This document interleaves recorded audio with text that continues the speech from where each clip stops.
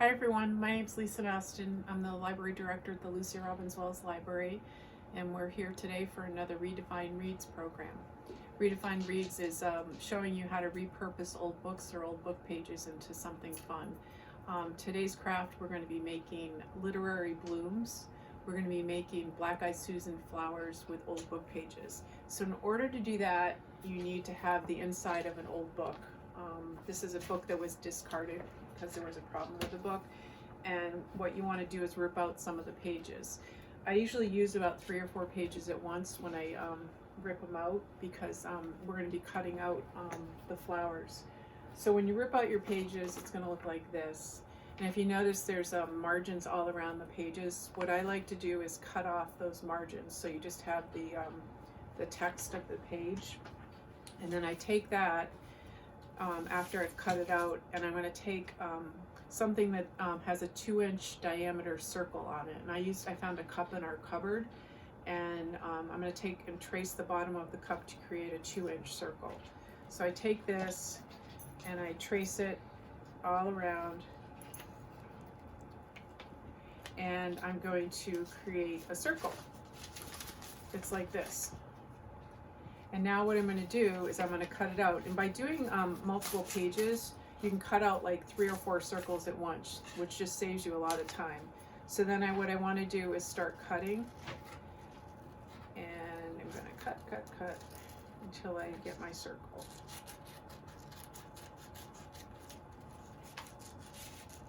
And then once I've cut my circle, hi Lexi baby, I'm going to now fold the flowers, and I'm going to start creating my flower. So I have a circle like this, and now what I want to do is I want to fold it the way I need to fold it to make a black-eyed Susan flower. So the first thing you do is you fold it in half, so it looks like this. Then you're going to fold it in half again, bye Lexi, and you're going to look like this. But what I want you to do is unfold it so you still have the half circle, but by folding it that second time, you created a line in the middle. And now you're going to take your semicircle and you're going to fold it down like that.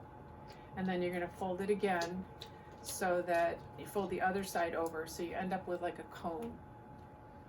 And then once you've created, you take as many circles as you want to make flowers. And for the project that we're doing, it's about between 8 and 12 circles you're going to end up cutting out and folding and cutting. So once I have this cone, now what I'm going to do is I want to create the flower. So to cut a black-eyed Susan, what you want to do is you cut up, and then you cut a little bit to your left on each side. So up and to the left. And then what you want to do after that is, after you've cut all of the items that you want to unfold it. And when you unfold it, you're going to end up with a flower shape that has 6 petals, 6 sides to it.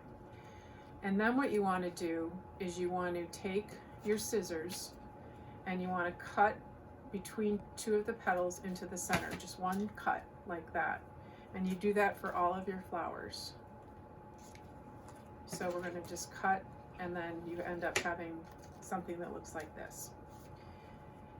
Next, what we're going to do is we're going to ink the flowers to give them the yellow color. And I would strongly recommend not inking it when it's a circle, because when you cut it, it opens up the flower and you'll have like kind of a white line there. So by doing it this way, you will get the yellow on that inside as well. And you can use gloves if you want to, or not, but the ink stamp gets yellow all over your fingers as you're inking. So you just get a yellow ink pad, and then what I use is a cosmetic wedge to help ink the petal. So now I'm going to take my ink pad, I'm going to dab it onto the ink, dab it onto the yellow ink pad, and I'm just going to dab. And you put as much yellow as you want. If you want it light, just go light. If not, and you want to do both sides when you do this as well.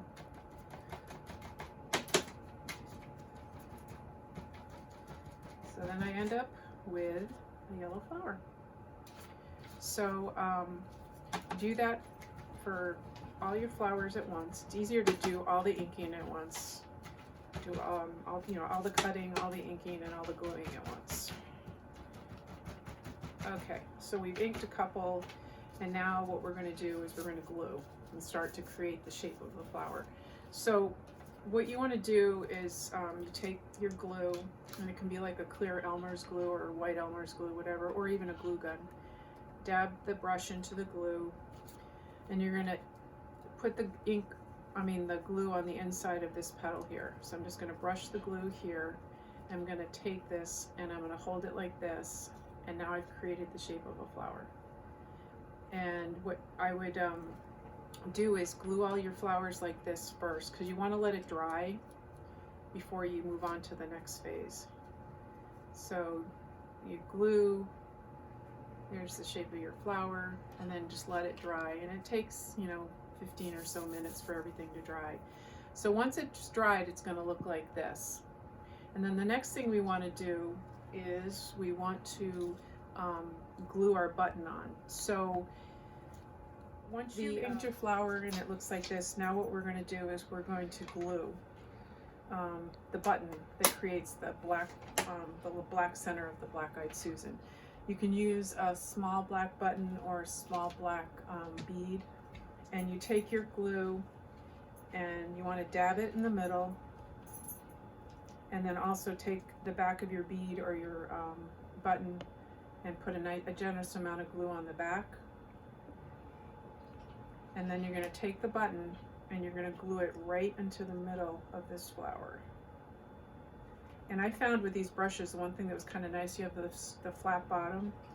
Hold it and push your button in that way, because my fingers kept sticking to it, and then the buttons kept coming off and sticking to my fingers. But if I pushed it down, I was able to get it where I wanted to, and then I just had to let it dry. So it's going to look like that. So what I did was earlier was I glued on different the buttons onto other flowers like this. So that's what it's going to end up looking like. So you have a yellow ink flower with your buttons, which is the black part of the flower in the middle. The next thing we're going to do is create the stem, and then we're going to glue the flower to the stem. So you take a pipe cleaner, and what you want to do is make a small circle on the top and kind of like tie almost like a knot, like you tie it through once. So you kind of create this round circle, and then kind of push it flat so it almost has like a little bit of a bed that the flower can sit on, just like this. So you have two, it's going to look like this at the top. And then what you want to do is you want to take your glue, and you're going to put a generous amount of glue on the top as well here, a nice amount. And you take your flower, and it really just kind of sits really nicely on top. And I take my brush here again and push it down to do it, so my fingers don't stick on it and pull the flower right away. So it sits really nicely on top here. And the nice thing about pipe cleaners is after this dries, you can kind of manipulate how you want the flower to look, and then you want to let it dry. So we'll do the second one just to show you again. So you take your glue, glue it on the top, put a good amount, and then you stick it on the top. And there you go, there you have your pretty flower. But you want to make sure it dries really well before you stick it in the vase. So what I did here is I took a glass bottle, something like this. You might have a bunch of empty glass bottles in your house that you could use. These you can also get at a craft store. And this is going to be the vase.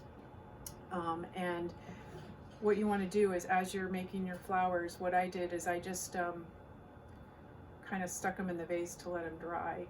And then after everything was dry, what you can do then is you can go through and cut down your pipe cleaner if you want. If you want to keep the bottom, just bend it more if you want it shorter or taller, and it will look like this.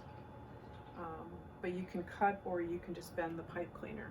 And what you'll end up with is something that looks like this. This has 8 flowers in it, which is, I think, is really cute. I just bent the pipe cleaners, but you can take scissors if you want and actually just cut them down if you prefer to do that. And then the last thing you can do on here is you can add a twine to the top to kind of make it like give it a finished touch.